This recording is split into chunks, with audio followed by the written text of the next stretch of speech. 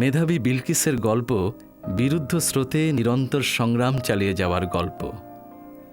পড়ালেখায় বরাবরই নিয়মিত আর মনোযোগী ছিল বিলকিস।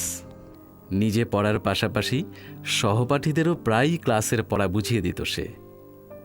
দিনমজুর বাবার একমাত্র সম্বল কুড়ে ঘরটিতে সব অভাব অনটন ভুলে দিনের পর দিন একাগ্রচিত্তে পড়াশোনা চালিয়ে গেছে বিলকিস।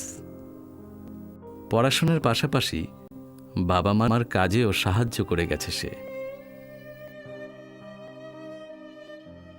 এবং বিলকিস আক্তার অত্যন্ত ভালো এবং ভদ্র নম্র মেয়ে। সে 5 ওয়াক্ত নামাজ পড়ে।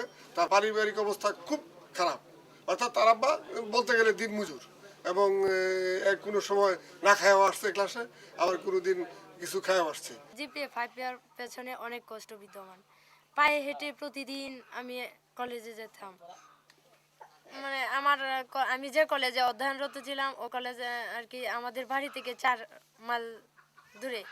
তো আমি প্রতিদিনই পায়ে হেঁটে যেতাম এবং মাঝে মাঝে আর কি মাঝে মধ্যে যেতাম গাড়ি দিয়ে, আর নয়তো পায়ে হেঁটে যেতাম এবং পায়ে হেঁটে আসতাম।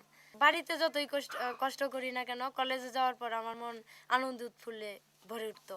এত কষ্টের পর যখন আমি A+ পেয়েছি, তখন কলেজ থেকে শুনে এসে মানে আম্মুকে জড়ায় দেয়, আমার মানে হাসির চোটে কান্না পাচ্ছে। আমার মানে আয়া জাবরায় ধরছে, আমরা জাবরায় ধরছে আম্মা আব্বা, আমরা মানে A+ পাইছি আমি।